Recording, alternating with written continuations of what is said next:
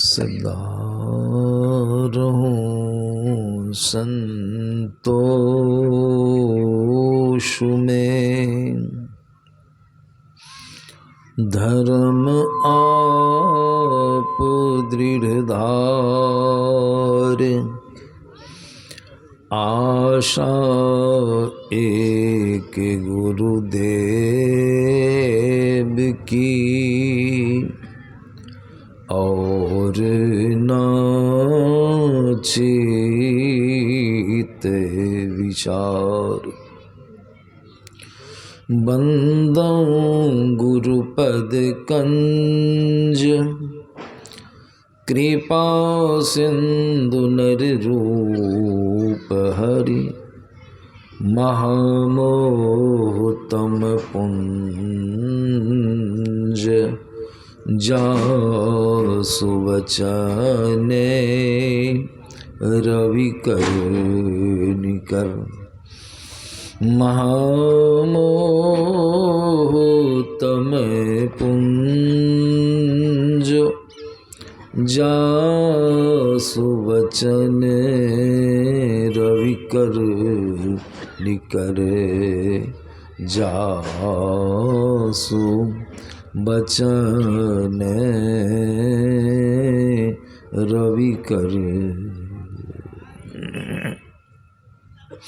मंचस्थ मूल मंगल में साधु समाज, धर्म प्रेमी सज्जन वृंद तथा माताओं एवं बहनों, गुरु महाराज की महती कृपा से हम लोग सब कोई संत मत के सत्संग में उपस्थित हुए हैं और संतों की कल्याणकारी वाणियों को श्रद्धापूर्ण भाव से सब कोई श्रवण कर रहे हैं। सत्संग में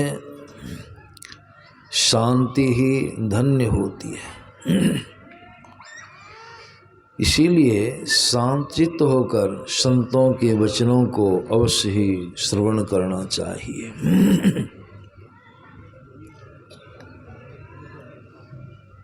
यहाँ पर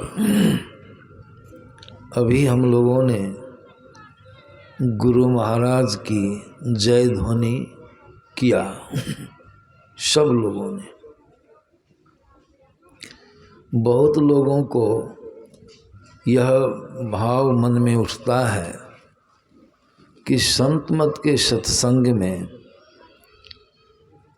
जो संत मत के अनुयायी लोग हैं सिर्फ गुरु महाराज की ही जय घोष करते हैं।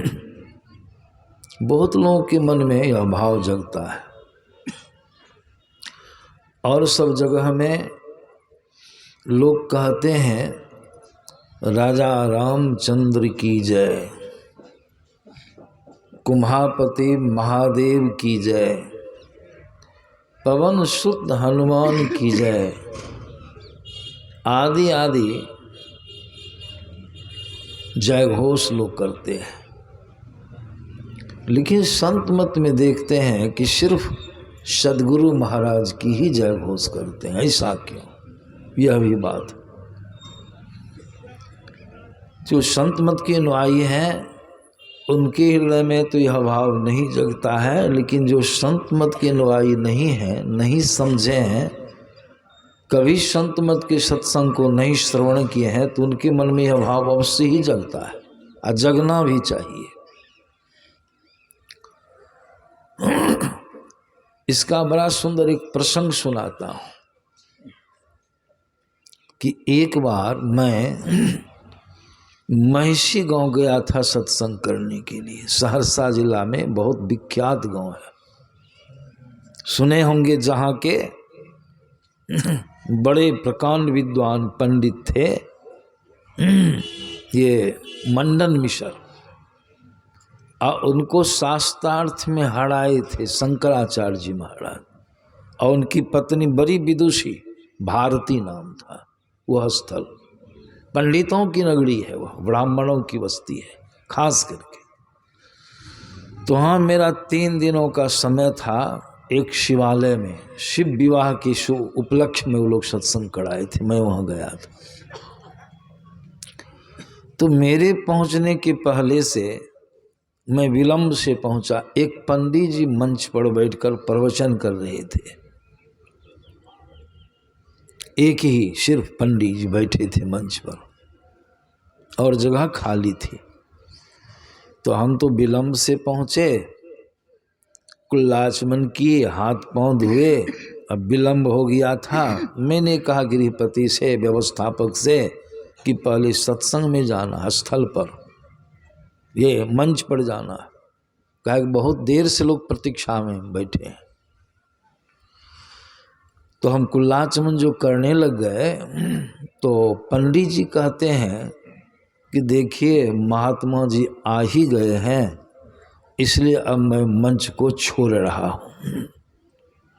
तो मैंने पंडित जी से कहा कि हमारे आने से कोनो दिक्कत हुई आपको, क्यों मंच को छोड़िएगा, आप भी रहिए मंच पर, हमारे लिए भी जगह खाली, हम भी आके बैठेंगे। नहीं नहीं, हम नीचे, अच्छा नीचे हम बैठेंगे। अब बहुत संख्या में लोग थे। तो मेरे मुँह सामने जो माइक आया तो पहले हम भी 3 बार जय घोष क्या करते हैं प्रवचन के पहले, मंगलाचरण के पहले। तो हाँ, तो यहाँ तो आँखों को बंद करके जय घोष किए, लेकिन वहाँ आँखों को खोल करके ही जय घोष किए, इसलिए कि देखना भी था कि देखें तो किनका क्या भाव है, कैसा मन मिजाज होता है जय घोष करने पर। तो देख भी रहे थे। तो सब लोग तो ठीक ठाक ही रहे, लेकिन पंडित जी को ही बड़ी दिक्कत हो गई। हम जो जय घोष किए, प्रथम बार श्री सद्गुरु महाराज की जय, दूसरी बार भी किए, और अंतिम बार जो जय घोष किए तो हम देखते हैं पंडित जी हमारी पर बड़ी कड़ी निगाह से देख रहे हैं। मेरे पर आँख को बहुत कड़ी करके देख रहे हैं। हम देख लिए। मेरे मन में आया कि पंडित जी को लगता है कुछ दिक्कत हो गई है, आप कुछ बोलेंगे जरूरी। हमारे जय घोष के अंत होने पर तीसरी बार ये जरूर कुछ बोले, हमको आभास हो गया। हम पंडित जी को देख ही रहे थे।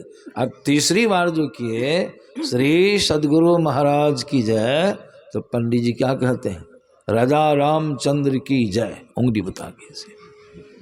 तो मेरे मनों की यही गुमारी थी पंडित जी की हृदय में, गुमारी निकल गया। अच्छा, बहुत बढ़िया बात।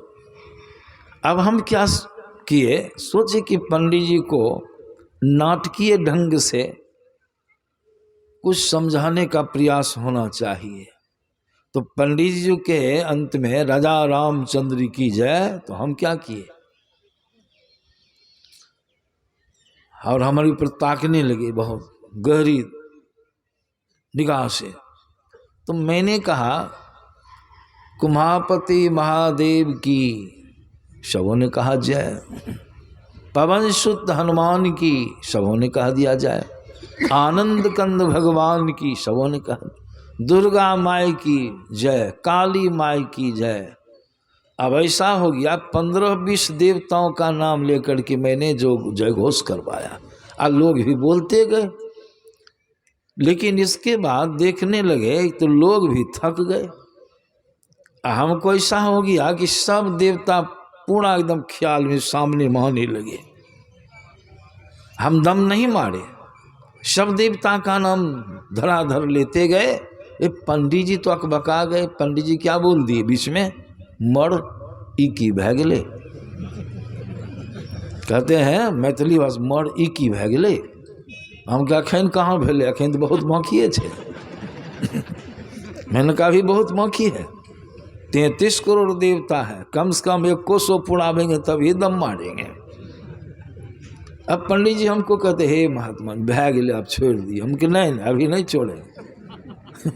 बहुत तब जाके अंत में पंडित जी बैठ गए, खड़े होके पंडित जी आप महात्मा छोड़ दिल जाए। हम कहा अच्छा छोड़ देते हैं, बैठिए बैठिए। तो मैंने पंडित जी से कहा देखिए पंडित जी, हम जितने देवताओं के नाम से जय घोष किए, आप लोग थक गए कि नहीं? बोलिए। ये 33 करोड़ देवता की संख्या बताई गई है।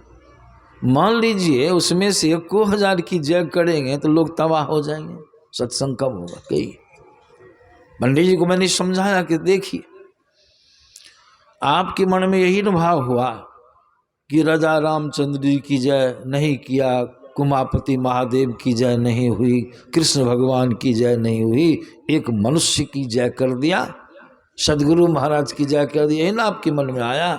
आप जान लीजिए, शब्दकोश में आप पढ़ लीजिएगा, शब्दकोश में सदगुरु का अर्थ दिया गया है परमात्मा। आदि गुरु कौन है? आदि गुरु ईश्वर परमात्मा है। और अगर एक ईश्वर की जय घोष कर लेते हैं, 15 बार भी कीजिए, 25 बार भी कीजिए, तो समय भी बहुत कम लगेगा। एक सदगुरु महाराज की जय कर देने से सब देवी देवताओं की जय हो जाती है, जय घोष हो जाता है। इसमें कोई दुखी नहीं रहेंगे, सब खुश हो जाएंगे।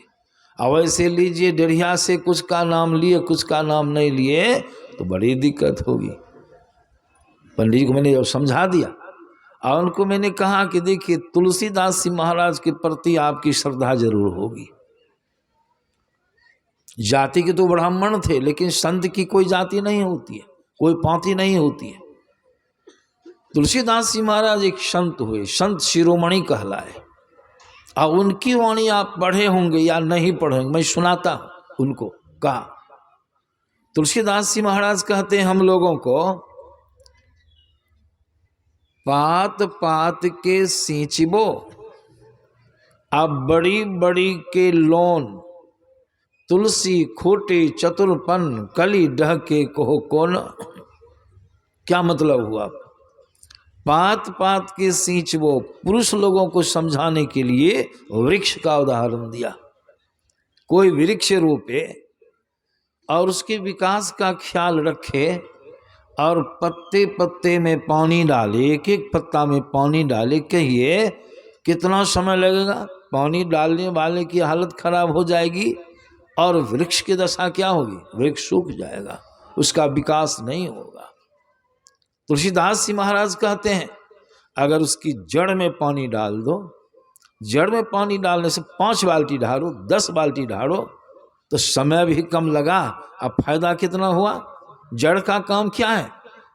जड़ का काम है पानी लेके रग रग में, कण कण में, पत्ते पत्ते में पानी को पहुंचा देगा, वह वृक्ष हरा भरा रहेगा। कौन बढ़िया? एक जगह पानी ढाड़े, जड़ में ढाड़े कि पत्ता पत्ता पर पानी ढालना होगा। ईश्वर एक है कि 2 हैं, 4 5 हैं? ईश्वर तो एक ही है। माता लोगों के लिए उदाहरण दिया गया, बड़ी बड़ी के लोन। माता लोग कढ़ी बड़ी बनाती है ना, कभी कभी सत्संग में हम लोग के यहाँ बड़ी बचका का भोज भी होता है। कितनी संख्या में आप लोग हैं? हम तो नहीं सोचे थे कितनी संख्या में आप लोग आइएगा। अगली बार इतनी संख्या नहीं थी, अजब कि अब की बार कड़ाके की ठंडी पड़ी। हम भी बहुत डर रहे थे कि जाने में क्या होगा, स्वास्थ्य खराब होगा, लोग आएंगे नहीं आएंगे, जाना बेकार हो जाएगा। लेकिन आप लोगों की संख्या को देखने से, आप लोगों की श्रद्धा भक्ति देखने से मालूम पड़ता है नहीं, आना सफल हुआ। ये साधारण बात नहीं है। कहते हैं माता लोग कढ़ी बड़ी फुलौड़ी जो माता लोग छानती हैं तो कैसे बनाती हैं?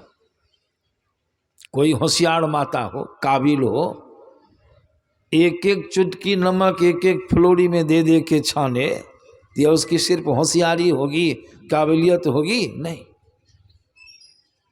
एक एक फुलौड़ी में एक एक चुटकी नमक दे के छानते छानते 200 आदमी, 1000 आदमी भोजन कर सकेंगे? कितना समय लगेगा? सफल होगी? नहीं। और उसमें भी क्या, किसी फुलौड़ी में कम, किसी फुलौड़ी में बेसी, कोई फुलौड़ी छूट भी जाएगी, खाने वाले में भी तफलका हो जाएगा। तो माता लोग क्या करती हैं? बेसन जिसमें में शांति है, बेसन में ही मात्रा के मुताबिक नमक डाल करके इतना मथ देती हैं कि वह नमक बेसन की रग रग में पहुंच जाता है। एक एक बार 15-20 फुलौड़ियाँ छान लेती हैं, कितने लोग खा जाते हैं खाने में। तो तुलसीदास जी महाराज ने उदाहरण दिया, पात पात के सींचबो अब बड़ी बड़ी के लौन, आ तुलसी खोटे चतुरपन कली रह के कहो कौन।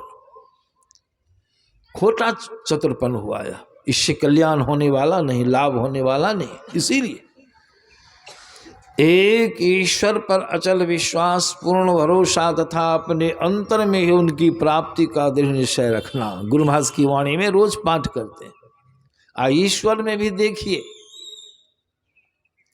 संत महात्मा लोग बतलाते हैं, गुरु ऐसा तत्व है, ऐसी चीज है, ऐसा शब्द है, ऐसे पुरुष होते हैं जिनकी महिमा अवर्णनीय है, जिनकी महिमा प्रभु से बेशी बतलाई गई है।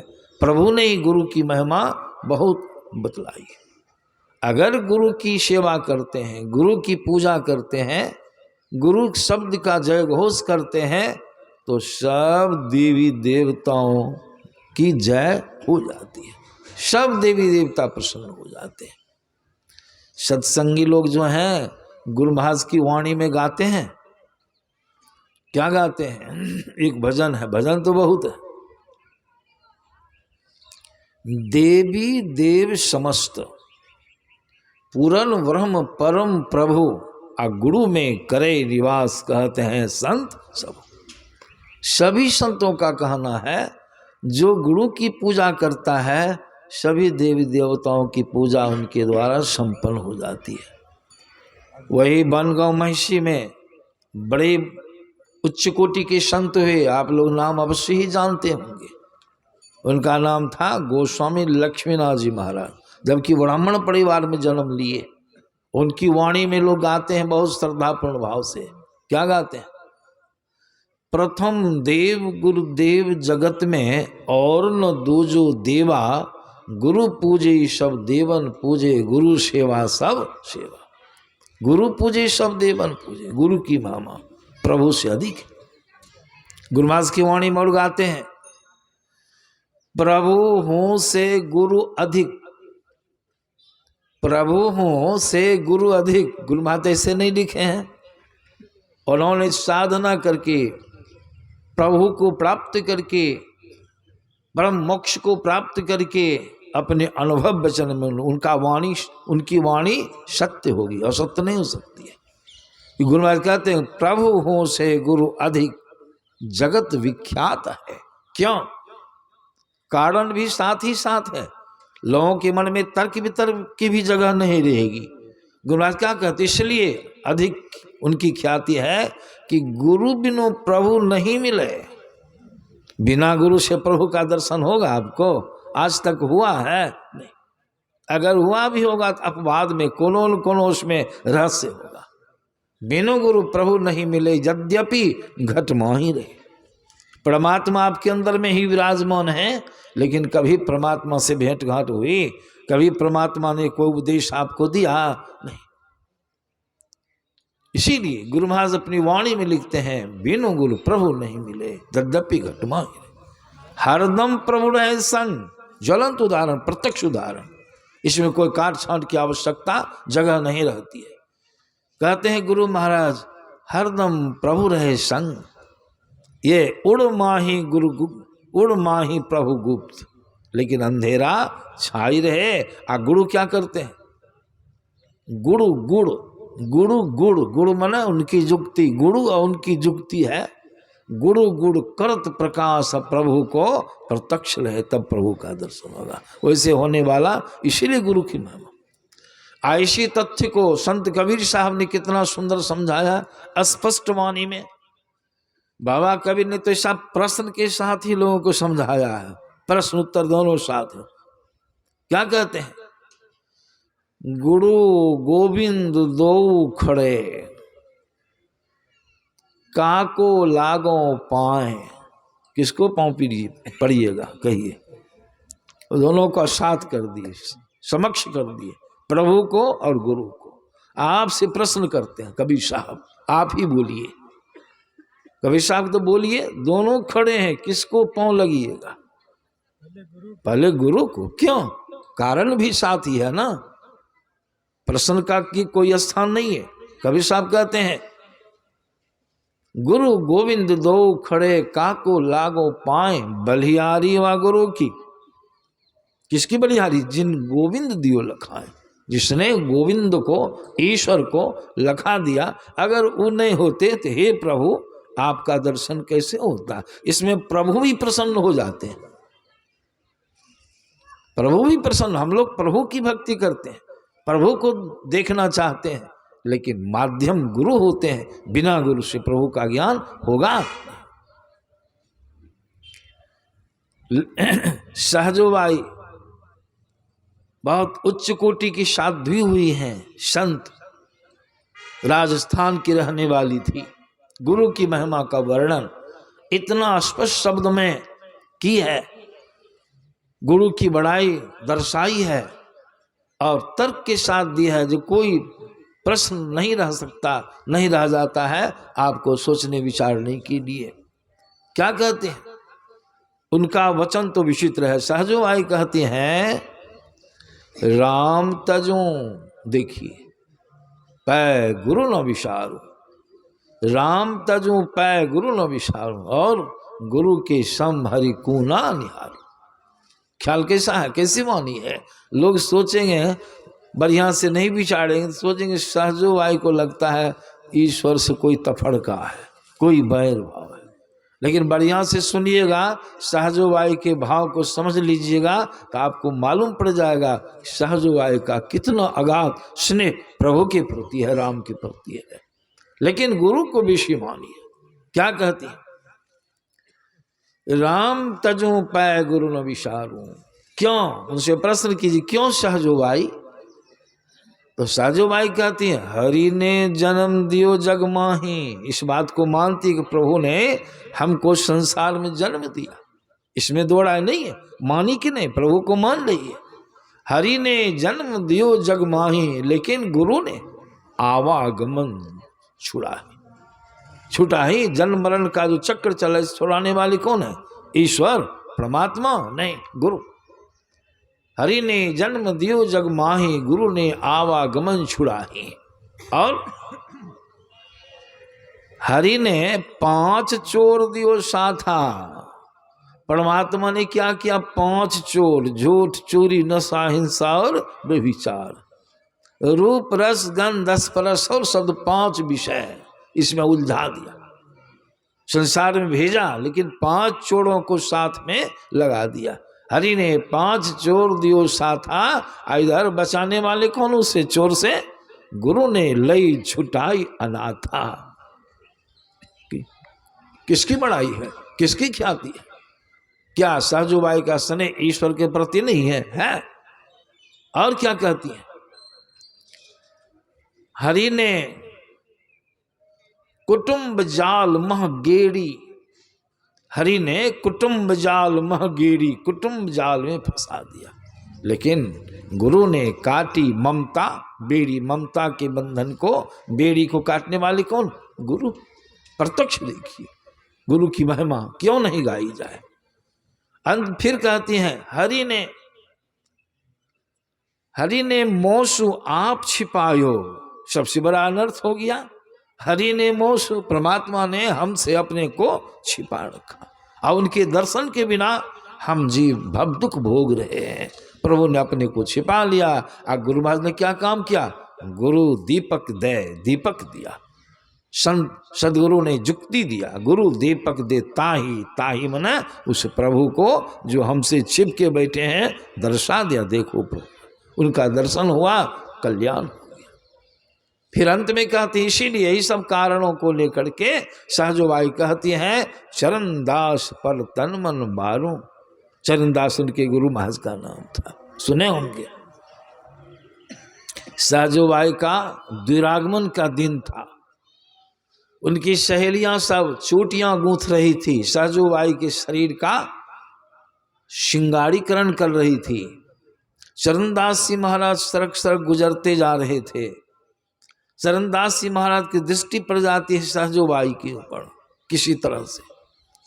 संत अंतर्यामी होते हैं, चरणदास जी महाराज ने देख लिया कि सहजो भाई इसका तो संस्कार इतना प्रखर है प्रभु भजन का, लेकिन किधर जा रहे देख रहा हूँ, इसकी चोटियां गूंथी जा रही है, द्विरागमन का दिन है, लेकिन भक्ति का संस्कार इसके अंदर में कूट कूट कर बना हुआ है। चरणदास जी महाराज ने सोचा कि शब्दवान चलाता हूं, अगर शब्द लग गया, कहीं चेतना हो गई तो सहजोबाई का भाग्य जग जाएगा, संस्कार पलट जाएगा, संस्कार है, चेत हो जाएगा, चेत जाएगी। चरणदास जी महाराज चलते भी जा रहे हैं और एक दोहा बना करके पढ़ दी। साजू क्या कहते हैं चरणदास जी महाराज?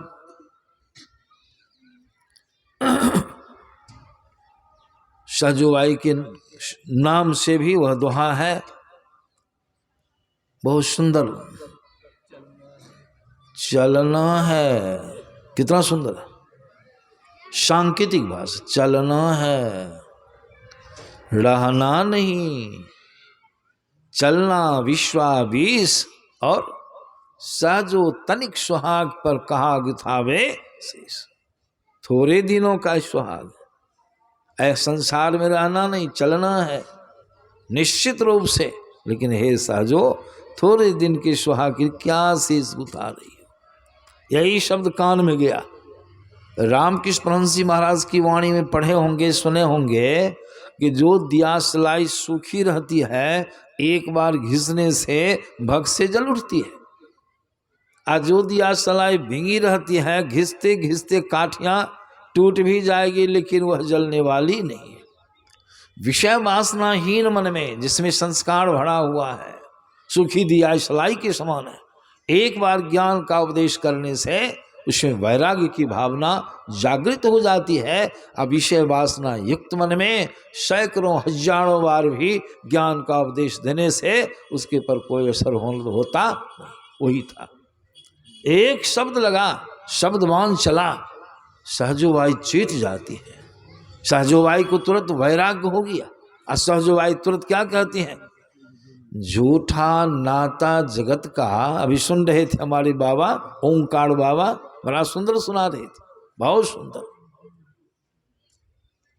झूठा नाता जगत का, झूठा है घरवास, यह तन झूठा जान की सहजो भाई उदास। उदासी वही सहजोबाई की वाणी सुने। इसलिए अंत में कहती हैं, शरण दास पर तन मन वारो, आ हरि न गुरु न तजो, हरि को त्याग सकती हो, लेकिन गुरु का त्याग नहीं सकता। यही पढ़ाते हैं आपके सामने सुंदरदास जी महाराज, उनकी वाणी भी सुन लीजिए, गुरु की विषय उन्होंने भी बड़ा सुंदर दर्शाया। सुंदरदास जी महाराज क्या कहते हैं? गोविंद के किए जीव जात है रसातल को, गोविंद के किए जीव जात है रसातल को, आ गुरु उपदेशे सो तो छूटे जम फंदते। गोविंद ने ऐसा किया, परमात्मा ने ऐसा किया, यह जीव रसातल में 84 लाख जोनियों में भ्रमण करके अपार दुख को सहता है। ये किसका क्या हुआ? प्रभु का। गोविंद के किए जीव जात है रसातल को, गुरु उपदेशे सो तो छूटे जम फंदते। गोविंद के किए जीव बस पड़े कर्मण के, गोविंद के किए जीव बस पड़े कर्मण के, गुरु के निवारे से स्वफिरत है स्वच्छंदते। गोविंद के किए जीव डूबत भव सागर में, गोविंद के किए जीव डूबत भव सागर में, आज सुंदर कहत गुरु काढ़े दुख द्वंद्वते। यह बता करके आचरण गुरु सुंदरदास जी महाराज अंत में क्या कहते? इतना ही वर्णन किया, कहा और हो कहाँ लो कछो मुखते कहो बनाई, और हो कहाँ लो कछो मुखते कहो बनाई, आ गुरु की तो महिमा अधिक है गोविंद से। गुरु की महिमा गोविंद से, ईश्वर से सभी संतों ने कहा, इसको सिद्ध कर दिया गया। भगवान रामचंद्र जी जब वाल्मीकि मुनि जी के आश्रम पर जाते हैं वनवास के समय में, तो मुनि जी से उन्होंने अपने रहने का स्थान पूछा था, मैं कहाँ रहूं। यह प्रसंग तो अलग है, उधर जाना नहीं है। लेकिन जब भगवान राम के स्वरूप का वर्णन वाल्मीकि मुनि ने कह के सुना दिया, तो भगवान तो गुम ही हो गए। कहा, राम पूछते हो कि मैं कहाँ रहूं, मुझको पूछने में संकोच होता है। तुम्ही को जहां नहीं हो वही स्थान तुमको हम बता देंगे। फिर भी अगर तुम पूछे हो रहने की जगह, तो हम बतलाऊं, मैं बतलाता हूं। क्या बतलाते हैं? बहुत जगह बतलाए, लेकिन एक शब्द यह भी आया, बड़ा मार्मिक शब्द है।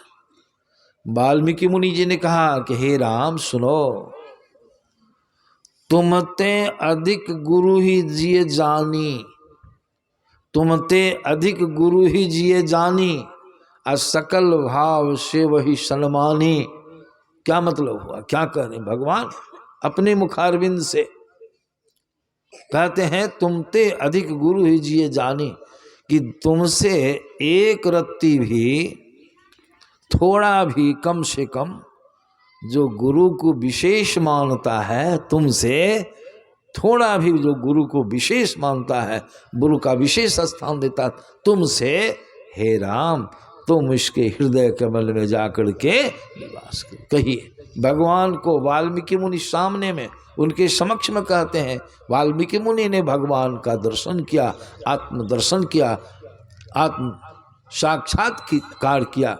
वे वाल्मीकि मुनि रामचंद्र जी को कहते हैं भगवान चुप हो गए, इसको महसूस किए, समर्थन दिए। तुमसे बेसी जो गुरु को मानता है उसके हृदय में निवास करो। इससे क्या विदित होता है? जो भगवान की बराबरियों में, अब भगवान से नीचा जो गुरु को मानता है, ज्ञान या अज्ञान के कारण, ज्ञानता के कारण, उसके हृदय में भगवान का वासा होगा नहीं होगा। शबरी के यहाँ जब भगवान राम जी पहुँचते हैं, वहाँ देखिए स्वयं ईश्वर परमात्मा अपने मुखार बिंद से शबरी को 9 किस्म की भक्ति का उपदेश दिए,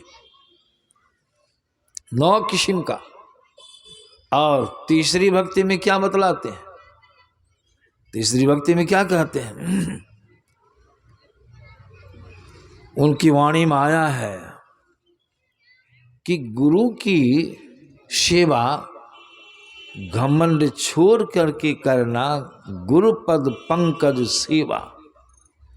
तीसरी भक्ति अमान, अमान माने घमंड छोड़ के। सबरी तीसरी भक्ति में कहते हैं गुरु की सेवा घमंड छोड़ के करो।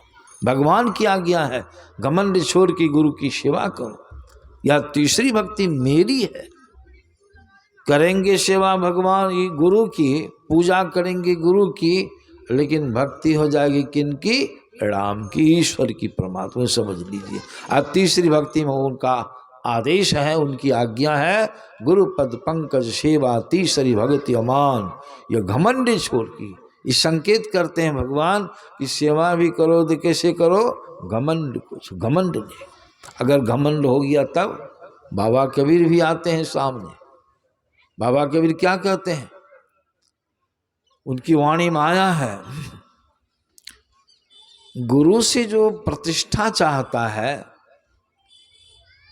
जो गुरु से अपनी बड़ाई सुनना चाहता है, बाबा कबीर कहते तिनको जम नौता दिया, अहंग अग्नि हृदय जड़े, आ गुरु से चाहे मान, तिनको जम नौता दिया हो हमरे। उसको जमराज निमंत्रण देता है। जो गुरु से प्रतिष्ठा चाहता है, जिसकी हृदय में अहंकार की अग्नि प्रज्वलित है, कहते हैं कबीर साहब की जम उसको निमंत्रण देता है कि तुम हमारा मेहमान। और जम का मेहमान बनने में क्या सब होगा सो मालूम है? जम की मेहमानी कोई करना चाहिएगा नहीं। क्यों? जम के विषय में बहुत लोगों को मालूम है, बहुत लोगों को मालूम नहीं, बहुत खतरनाक है। कबीर साहब तो कहा जम के विषय में, जम बद जाती और उसका प्रहार होगा, बहुत निर्दयी है। जम बद जाती तोड़े छाती, उससे क्यों नहीं डरता है? कबीर साहब हमसे नहीं डरो, संत महात्माओं से नहीं डरो, लेकिन जमराज से एकदम डर के बहुत खतरनाक है। उसके पर किसी का कुछ चलने वाला नहीं है। तीनों लोगों में उसका प्रादुर्भाव है, उसका प्रभाव है, जम साधन नहीं। अब बाबा कभी के हो हमरे जम कहता है, तिनको जम नौता दिया हो हमरे। अब गुरु की वाणी में देखिए, गुरु क्या कहते हैं हम लोगों को, पदावली में पढ़िएगा। गुरु से कपट कछु नहीं राखो, गुरु से कपट कछु नहीं राखो, उनके प्रेम अमी को चाखो।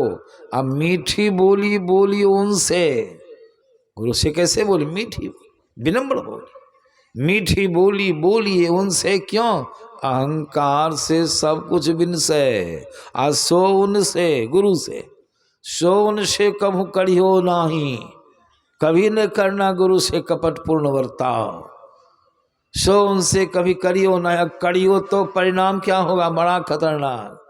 सो उनसे कभी करियो नहीं, और नहीं तो रहियो भव ही माही। संसारे में 84 लाख शरीर में चलते फिरते घूमते फिरते रहिएगा। इसलिए गुरु से कपट कछु नहीं। कपट पूर्ण वर्ताव किया था ना, प्रसंग सुने होंगे ना, एक से एक प्रसंग कथा है पुराणों में, वेदों में, उपनिषदों में। गुरु से कपट किया था। भक्त ने, जो आगे चल करके बहुत बड़े भक्त बने, कागभूषुंडी जी महाराज, बहुत जन्म पहले गुरु से कैसा बर्ताव हुआ था? अहंकार पूर्ण बर्ताव हुआ था।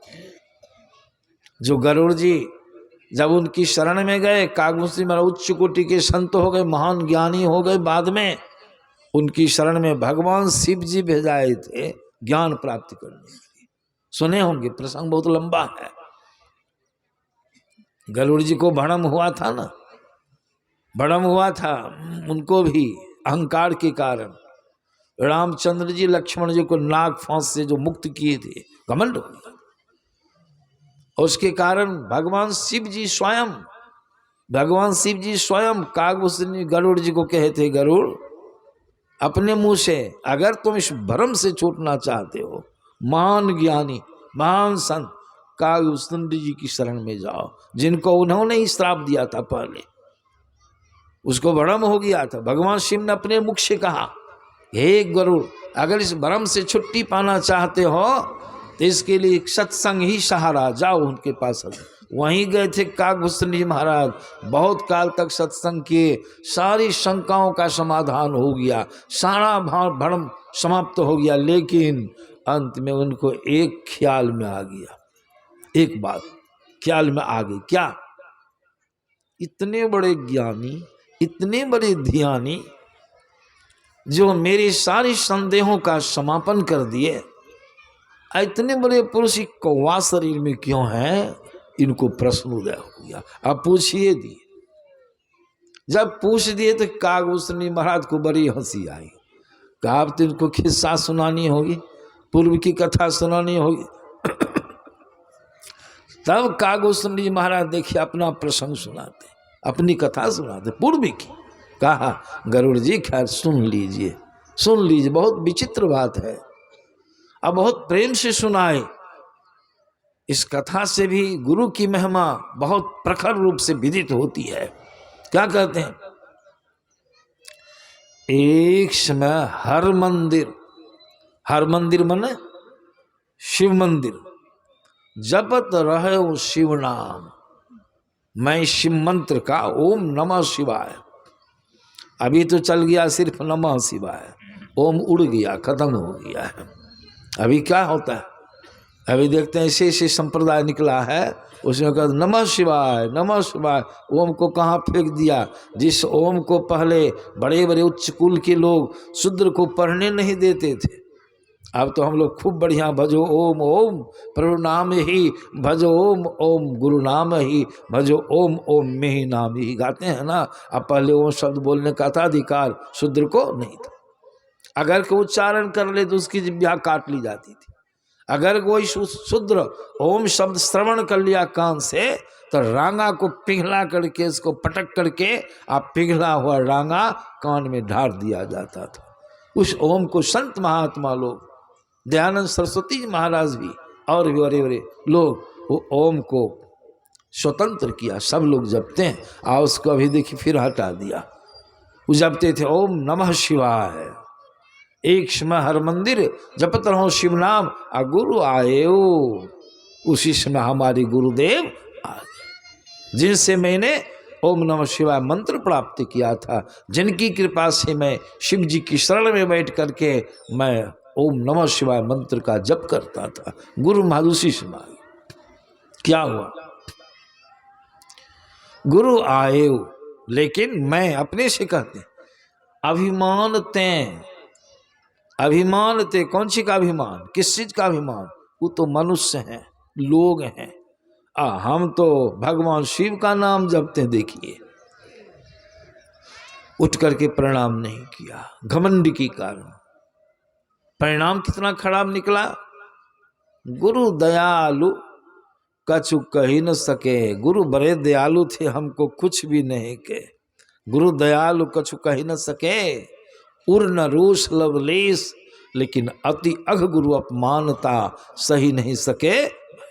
जिनका नाम जपते थे ना वही नहीं सह सके।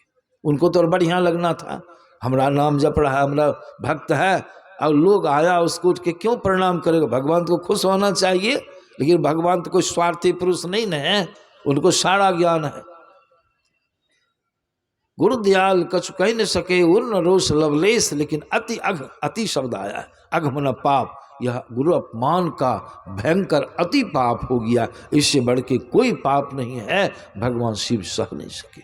आकाशवाणी हो रे धृष्ट, आकाशवाणी होती रे दुष्ट, रे पापी। जिन गुरु की कृपा से तुमने मेरे ओम नमः शिवाय मंत्र का जप कर रहे हो, वो गुरुदेव तुम्हारे सामने पधारे और तुम घमंड के कारण उनके प्रणाम नहीं किया, ओम नमः शिवाय का जप करते रहा, या तुमने जघन्य कर्म किया। अगर तुमको मैं दंड नहीं दूंगा, मेरा वेद मार्ग भ्रष्ट हो जाएगा। भगवान की आकाशवाणी हो, जिस तरह तुम अजगर की तरह बैठा रह गया, जाओ तुम अजगर बन के अमुक वृक्ष के खोडर में जाके निवास करो। भयंकर श्राप दे दिया। इसकी तो हालत खराब, मेरी तो हालत खराब हो गई। कागभूषणी महाराज सुना रहे हैं, लेकिन हमारे जो पूज्य गुरुदेव दया के सागर, वो हिल डोल नहीं हुए।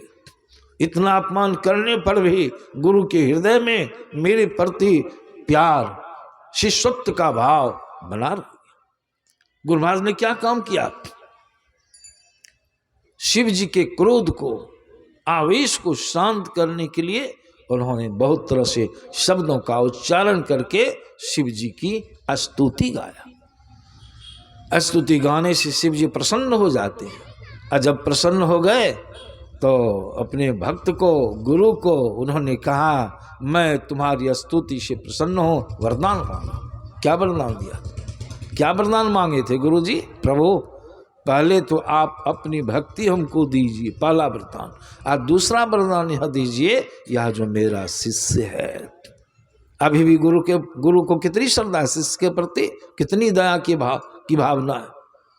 प्रभु इसने जो भी कर्म आपकी दृष्टि में किया है, आपकी दृष्टि में, आप इसको क्षमा कर दीजिए प्रभु, क्षमा कर दीजिए, इसका कल्याण कर दीजिए प्रभु। अबोध है, नादान है, बालक है प्रभु। इतना कहने पर भी भगवान शिव क्रुद्ध ही रहे।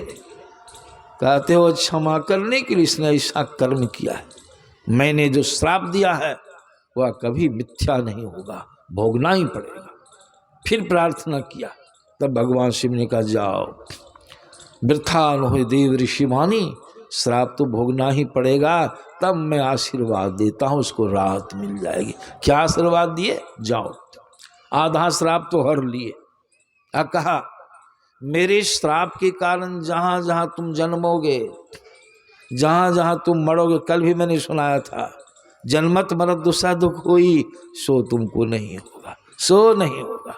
और फिर वरदान देते हैं, जहां जहां तुम जन्मोगे वहां वहां तुमको मेरी भक्ति का स्मरण बना। अब भक्ति का वरदान दे दिया। भक्ति है क्या? भगवान राम की वाणी में, भगति स्वतंत्र सकल सुख खानी, बिनु सत्संग न पावही प्राणी। भक्ति का वरदान दे दिए उनको, मेरी भक्ति ख्याल रहेगी मतलब तुमको सुख मिलेगा। सारी बातों के हो जाने के बाद तब भगवान शिव देखिए अंत में क्या कहते हैं, उसको चेतावनी देते हैं। क्या कहते हैं? अब जन करे सुविप्र अपमाना, अब जन करे सुविप्र अपमाना, अजाने सुसंत अनंत समान।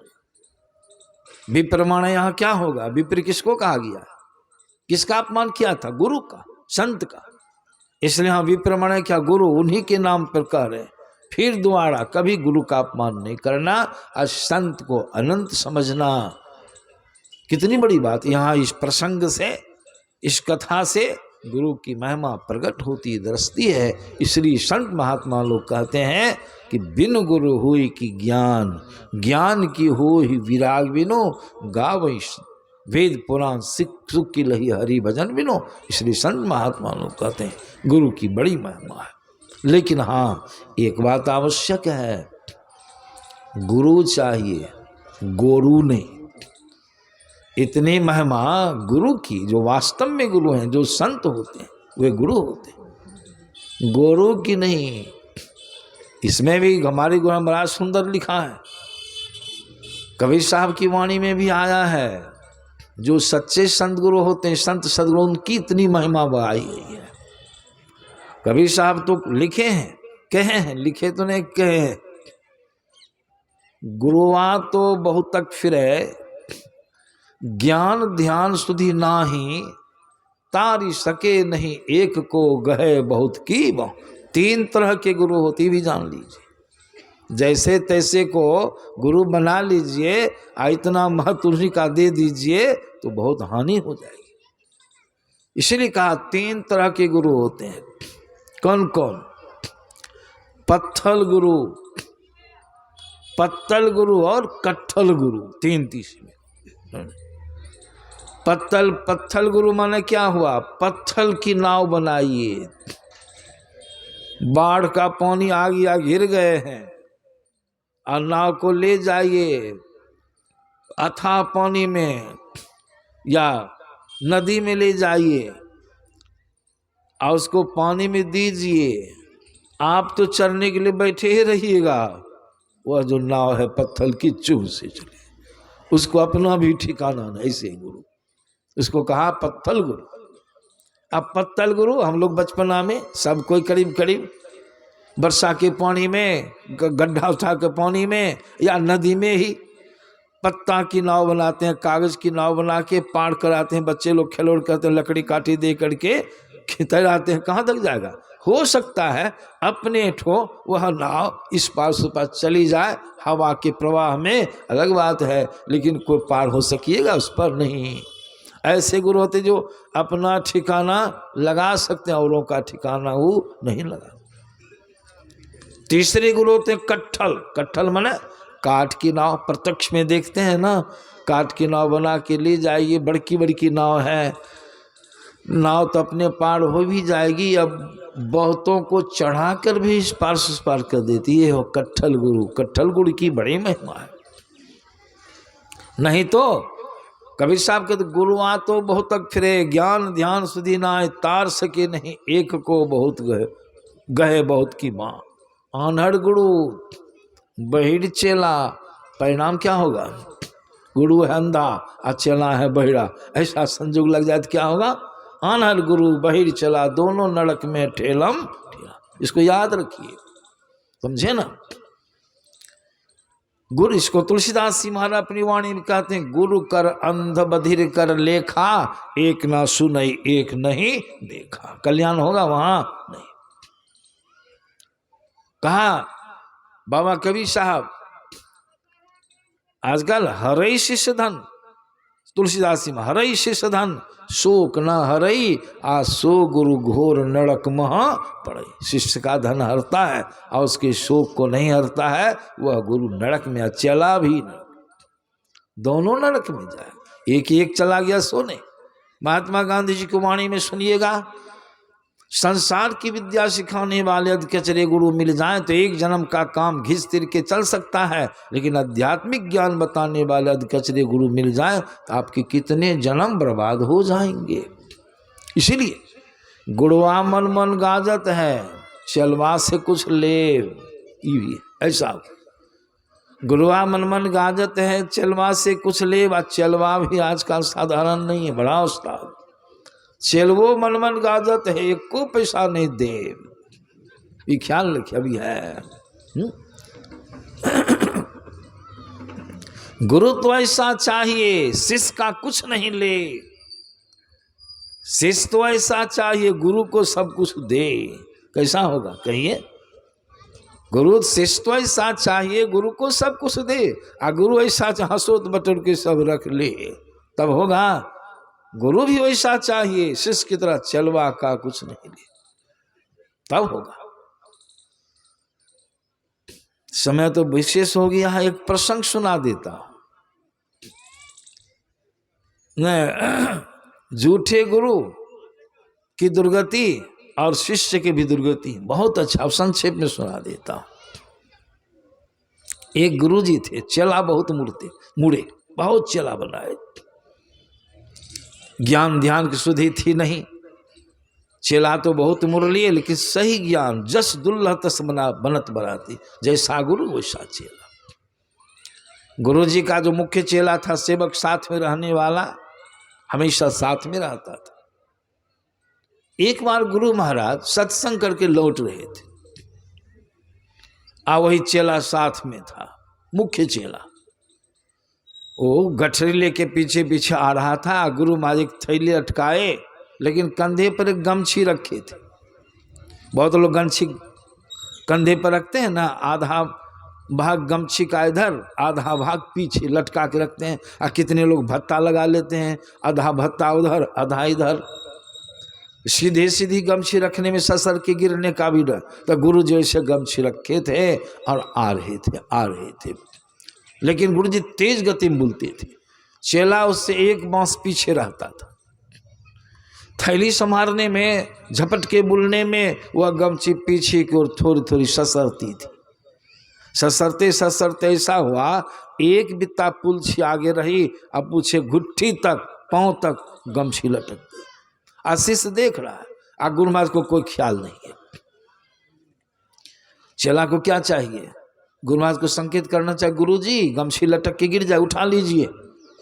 लेकिन चेला देखता रह गया, नहीं कहा, गमछी गिर गई। गुरु जी आगे बढ़ गए, गुरु जी नहीं देख सके। आज चलवा जब पीछे से गमछी के पास आया, उसको क्या चाहिए? गमछी को उठा के रख लेना चाहिए, रख लेनी चाहिए। नहीं, देखते रह गया, आगे उलट उलट के देखते देखते आगे बढ़ गया, छोड़ दिया, गमछी नहीं उठाया। देखिए, जब आश्रम पहुंचा, गुरु महाराज को लाचमन की गमछी खोजना, हाथ मुंह पोंछने के लिए, चलवा खड़ा होके देख रहा। जब गुरु महाराज बहुत हैरान हो गए, थैली में कंधे पर गमछी नहीं मिली। चेला ने पूछा, गुरुदेव क्या खोजते हैं? कारे गमछी खोज रहा हूं। तो गमछी खोज रहे? हाँ, गमछी तो बहियाड़ में एक बढ़िया रास्ता में गिर गई। गमछी गिर गई? कहा हाँ। कहा तुमने देखा? कहा तब जब से ससरना शुरू की गमछी तब ये सब देख रहे थे। गिरने गिरने पर हुई वह देखा मैंने, गिर गई वह भी देखा, तो मूर्ख उठाया क्यों नहीं? शिष्य ने कहा, गुरुदेव आपकी आज्ञा होती तब न हम उठाते। कहा मूर्ख, हम देखते तब न तुमको आज्ञा देते। कहा बिना आज्ञा का हम कैसे उठाएंगे? नहीं। गुरु महाराज सोचे, अच्छा धूप डांट करके आज्ञा दे दी। आज तुमको हम आज्ञा देता हूं, जहां कहीं भी कोई सामान गिर जाए उठा लेना। समझ गया? कहा बस अब तो आपकी आज्ञा है, सामान है और हम देखिएगा ना, कभी कोई सामान छूटेगा गिरेगा तो। संजोग से गुरु महाराज जा रहे थे सत्संग करने के लिए गांव, दिन दहाड़े, दोपहर से सत्संग था, जा रहे थे। गुरु महाराज एक बांस आगे थे, चलवा पीछे था। एक बनिक का, बनिया भाई का घोड़ा बगल में चल रहा था। घोड़ा का स्वभाव चढ़वो करता है, वो कभी कभी लीद भी करता है। चलवा जब वहाँ पहुँचा उसी में संजोग लग गया, घोड़वा लीद करने लगा। घोड़ा जो लीद किया, भड़भड़ की आवाज, देखा अरे राम सामान गिर रहा है, नहीं उठाए तो गुरु महाराज बहुत बिगड़ेंगे, आज्ञा है। क्या काम किया, उसको भी गमछी थी, गमछी भी राज, सब लीद गमछी में, और नीचे भी उसको उठा के बोकटा लेके पटरी मान लिया। बहुत मगन में जा रहा है। आज तो गुरु महाराज बहुत आशीर्वाद देंगे हमको। पहुंच गया वो, जिनके यहाँ सत्संग में जाना था, सत्संगी देखबे करते हैं, चौकी धो करके नवका कंबल जाजिम दे करके गुरु महाराज की आसनी बिछ गई। गुरु महाराज आसनी पर पधारे, पहुँच चरण पखाड़ा गिरिपति ने। चलवा तुम मगन है, आज तो गुरु महाराज आशीर्वाद की सिवा और कुछ थोड़े देंगे, खाली आशीर्वाद, आज्ञा का पालन किया हूँ। लाया वो पोटरी उठा करके आसनी पर रख दिया, रिद्धि की पोटरी। गुरु महाराज ने कहा क्या है, सामान है गुरुदेव, सामान गिरा है, उठाया था वही सामान है। उसमें जो ढेकरी देखे ना गुरु महाराज, तो गुरु महाराज को लगता है मिश्री का ढेला है, नहीं तो टिकरी तो नहीं है। कहा खोलो ना, कहा अपने से खोलिए गुरुदेव, मगन है। गुरु महाराज जैसे गिट्ठा खोले और लिद्धि देखे, त्योड़ी चढ़ गई। कहा मूर्ख, यही कहते उठाने के लिए, दो चार लपड़ दिया। और चलवा के खबरदार, नहीं उठाया तब गया, उठाया तब गया, आपकी आज्ञा है, नहीं उठाते। का मूर्ख, ये लिद्धि उठाने के लिए कहे थे। का कौन ठिकाना आपका, नहीं उठाते फिर मारते तब। गुरु महाराज ने कहा बड़ा फेरा लग गया, ऐसा चेला, अब लिद्धि उठा लिया, कहीं क्या उठा लेगा। अच्छा एक पन्ना कागज लाओ, आज लिस्ट बना देता हूँ उसकी नता। का बहुत बढ़िया, एक पन्ना कागज लाया, और लिस्ट में 50-60 सामान का नाम लिखा, कमंडल, लोटा, बाल्टी, रस्सी, खड़ाम, जो दो था का रखो। का बस नहीं उठाया तब गया, उठाया तब गया, अब तो आपका चिट्ठा, आपकी चिट्ठा, जहाँ जाए चिट्ठा साथ में ले। एक दिन गुरु महाराज जा रहे थे, संध्या में गांव पहुंचना था, प्रातः काल से सत्संग आरंभ था, पैदल का रास्ता था, पैदल, लेकिन झलफल हो गया। 1 किलोमीटर गांव है पहुंचने के लिए। गुरु महाराज को एक बीमारी थी, रतौंधी लगती थी, रतौनी लग गई। और आगे चलते थे, बैसाख का महीना था, धुंध झल के कभी इधर बह के कभी उधर बह के, एक कुआं था सड़क के किनारे में, उसमें लहड़ा नहीं थी। गुरु महाराज गए कुएं में धाई बजार गिर गए। पानी कम था, भट्ठौना पानी, चोट घाट नहीं लगी, बिच्चे बीच गिर गए। चिल्लाए, चलवा गया। गुरु महाराज आगे कहीं दिखाई नहीं पड़ी, किधर गए, वहाँ चिल्लाहट सुन के गया। कहा गुरुदेव, कहाँ क्या हुआ, और देख रहा कि कुआं में गिर गए। आप पूछता क्या हुआ गुरु महाराज, कहा देखते नहीं कुआं में गिर गए। हाँ, अब निकालो। चलवा ने कहा नहीं उठाया तब गया, उठाया तब गया, अब तो चिट्ठा में आपका नाम होगा तब यह न उठावेंगे। अब गुरु महाराज तो हैरत में पड़ गई, बड़ा फेरा लग गया, महामूर्ख है, कितनों सी मक्खड़ काटे उसमें, चिल्लावे। चलवा ने कहा हल्ला मत कीजिए, पढ़ने दीजिए नाम। पढ़ते गया, लोटा, कमंडल, बाल्टी, गिलास, खड़ाऊ, रस्सी। हल्ला क्यों करते हैं, 10 नंबर तक आपका नाम नहीं है। पूरा चिट्ठा पढ़ लिया, पूरी चिट्ठी को पढ़ लिया। कहा गुरुदेव सुन लीजिए, आपका नाम नहीं है, नहीं उठावेंगे।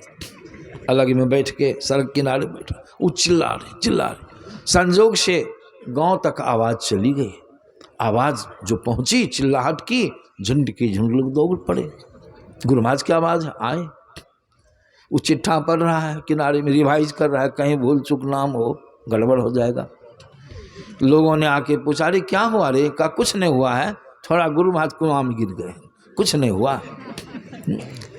क्या करते, का चिट्ठा पर तो उनका नाम नहीं ना है। अहुलक के सब लोगों ने देखा, गुरु महाराज का हमको निकालिए, बहुत कष्ट में हो। लोग सब विज्ञ लोग थे, उनको जुक्ति से निकाला बाहर। जब निकाला, चलवा आया सामने, दिया 2-4 चटका। चलवा ने कहा नहीं उठाया तब गया, उठाया तब गया। आज चिट्ठों पर आपका कोई ठिकाना है, चलिए को गुरुए को कह दिया। लोगों ने शांत किया। अब चलवा ने कहा कि गुरुदेव अब यो मौका है, हस्ताक्षर जो किए हैं ऊपर में जगह है, अपना नाम भी चढ़ाइए दीजिए। गुरु महाराज नाम चढ़ा दिए। ये किसका गंजन हुआ? गुरु और शिष्य दोनों का गंजन हुआ। इसीलिए संत महात्मा लोग कहते हैं, गुरु महाराज की वाणी में आया है, करी सत्संग गुरु खोज करिए। पहले सत्संग कीजिए तो आपको गुरु को परखने में ढंग आ जाएगा, ज्ञान आ जाएगा, समझदारी आ जाएगी। अपने से संत की पहचान करना बड़ा दुर्लभ है।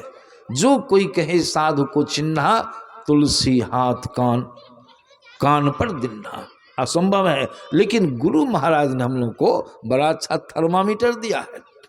क्या कहते हैं? करी सत्संग, पहले सत्संग करो, ज्ञान हो जाएगा। तब गुरु खोज करिए, गुरु को खोजिए, आज चुनिए, चुनाव कीजिए, चुनिए गुरु सच्चा। क्यों? बिनु सदगुरु का ज्ञान पंथ सब कच्चा ही कच्चा। अब कैसे परखिएगा? तो गुरु महाराज यहाँ लिखते हैं, कुंडलिया में कहूँ, एक कुंडलिया पद्य है, पदावली में पढ़िएगा। कुंडलिया में कहूँ सो सदगुरु कर पहचाना, अरे हाँ रे में ही जौ प्रभु दया सो मिले, सेव ये तजी अभिमाना। अगर मिल जाए वैसा गुरु जैसा मैं कुंडलिया में लिख रहा हूं, तो उनकी सेवा घमंड छोड़ के करो, सेव ये तजी अभिमाना। अब देखिए कुंडलिया में क्या लिखते हैं? गुरु महाराज कुंडलिया में लिख रहे हैं, मुक्ति मार्ग जानते। अच्छा, गुरु महाराज क्या कहते हैं कुंडलिया में?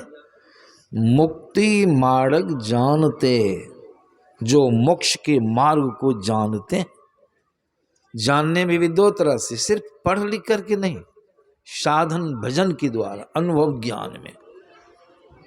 मुक्ति मार्ग जानते और स्वयं साधन करते नित्य, जो स्वयं नित्य साधना करते हैं। मुक्ति मार्ग जानते, साधन करते नित्य, आज साधन करते नित्य सत्य चित्त जग में रहते। जग में जो उनका रहना होता है सच्चे विचार से, हर काम उनका सच्चाई से परिपूर्ण होता है, सत्य से ओतप्रोत होता है। मुक्ति मार्ग जानते, साधन करते नित्य, साधन करते नित्य सत्य चित्त जग में रहते, और दिन दिन अधिक विराग, मतलब दिनानुदिन उनकी जो विरक्ति है संसार के पदार्थों से, संसार की चीजों से, उससे उनका मन अलग होते जाता है। दिन दिन अधिक विराग और प्रेम सत्संग सो करते, सत्संग से जो प्रेम करते हैं। सत्संग में दिवस रहन कभो नहीं अनत चैन, गुरु महाराज की वाणी में। दिन दिन अधिक विराग प्रेम सत्संग सो करते, में ही ये गुण धर जोई। महर्षि में परमहंस महाराज कहते हैं, इन गुणों को जो धारण करते हैं, में ही ये गुण धर जोई, गुरु सोई सच्चेत। अब मुक्ति मार्ग जानते, साधन करते, यह थर्मामीटर है। इस थर्मामीटर को रखिए, संत सदगुरु की शरण में जाइए। गुरु बिना सब अंधकार, सूर्य चंद्र तारना, बिना गुरु से आपका कल्याण होने वाला नहीं। बिनु गुरु भव निधि तरय न कोई, आज जो बिरंची शंकर सम।